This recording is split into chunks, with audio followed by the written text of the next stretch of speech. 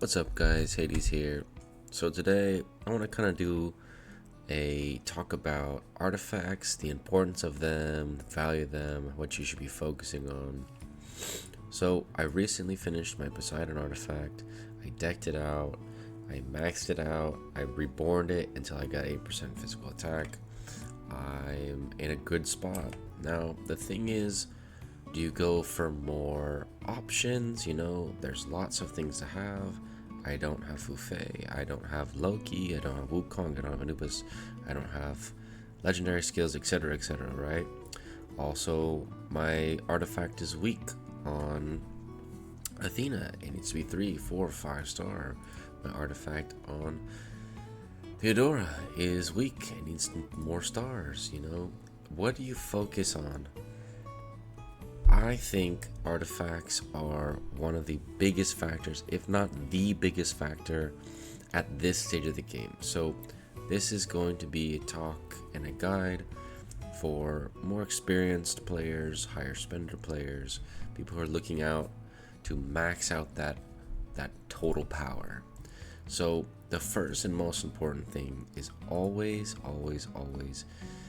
boost the artifact of your carry before you boost the artifact of your tank. Now, why is this? Well, 40% defense is fantastic, and as I upgrade it, it's going to go up to about 48%.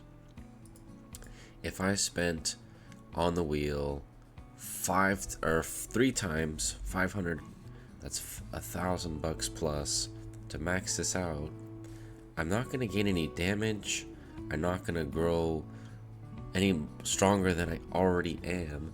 It's only going to make a difference in close fights where she's going to survive just a bit longer, right? And it's going to make a difference, but not a big one. Now, if I'd flip-flop and I chose, let's max Athena artifact, then Poseidon artifact, well then I wouldn't be doing any damage because Poseidon is this solo carry on this team. If Poseidon is getting CC'd, I lose. If he's not dealing damage, I lose. So I have to out DPS other Poseidons, I have to out DPS other Mankos, other Alexes, other Lokis. Now, my wife, if you guys didn't know, Persephone, she has a pretty strong team of her own. And I want to break down a fight we had today. Now, I'm going to let you guys try and figure out what the main factor was in this loss for me and why. And I'm gonna pause the video and let you think about it for a moment. And hint, hint, I already talked about it. Are you there? Did you figure it out? Okay, well, there's a lot to break down here. I did 57 million with my Poseidon. She did 63 with her Loki. But Hades, why is it so lopsided? That looks like even damage. Solo carry, support and tank, and the damage 57 to 60. There's barely any difference. So where does it all come from? Well, there's a few things. First of all, you have to consider being feared. So when you look at damage taken, you can see Poseidon hit me, which I don't even know how it's possible. But you can see here Athena turned around and smacked her 7 times. You can see here Athena smacked her twice. You can see here Poseidon hit her. I guess it's from the shield. But there's more factors to it. Well, what do the artifacts look like? Well, first, hers is kind of stinky. Resilience value, not very good. YSS, complete non-factor. The Theodora's is maxed. It's basically optimal. But here is the golden ticket. Loki, maxed out. Crit rate 32. Crit rate bonus 5.4. This is insane. We talked about this a lot.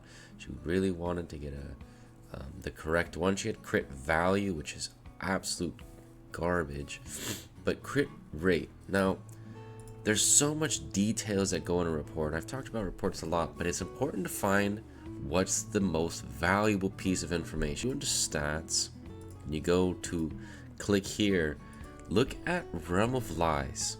She crit 72% of the time. Guys, in this game, crits are usually double. Okay, this average is a little weird. The higher HP you are, the more you do. So don't concern yourself with that. They do double damage, and she crits 72% of the time, which means she's almost doing 50% bonus all the time. And then Infinite Firepower crit 57% of the time. This is not okay. Most people don't have these awesome crit rate artifacts, right?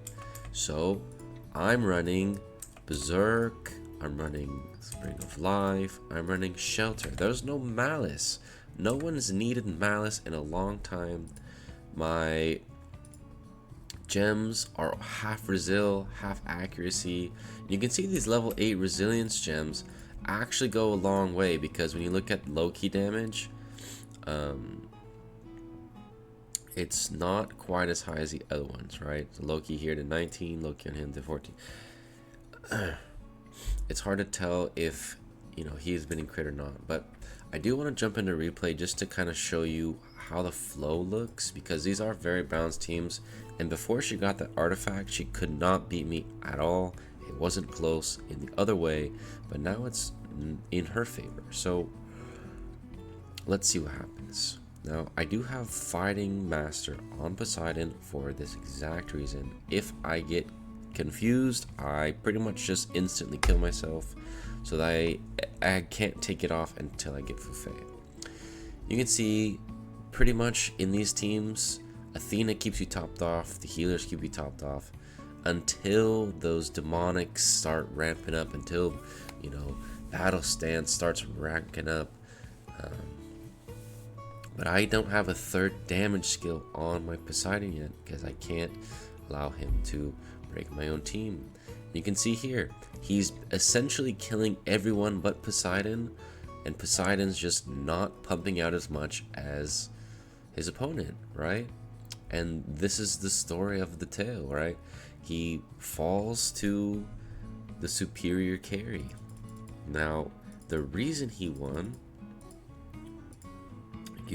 the reason Loki beat Poseidon is the fact that he's critting everywhere.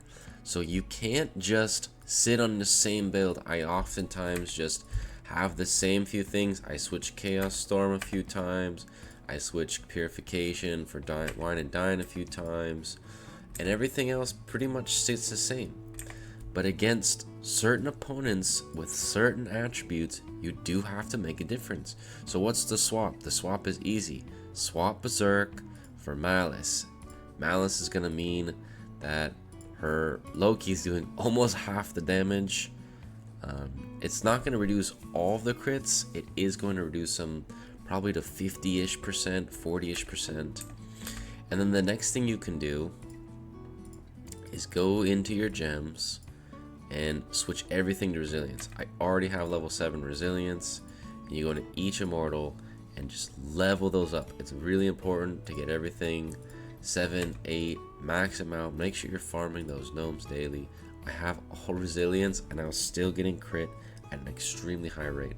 Once you get it to 8, you can increase it just a touch more. My Poseidon does have level 8s, so if you're level 7 on all and they're all 4, well, you can boost it 4% more on each one. In the future, we are going to be getting the Dragon Boost, which should give us a touch more resilience on everyone, and that should matter just a touch.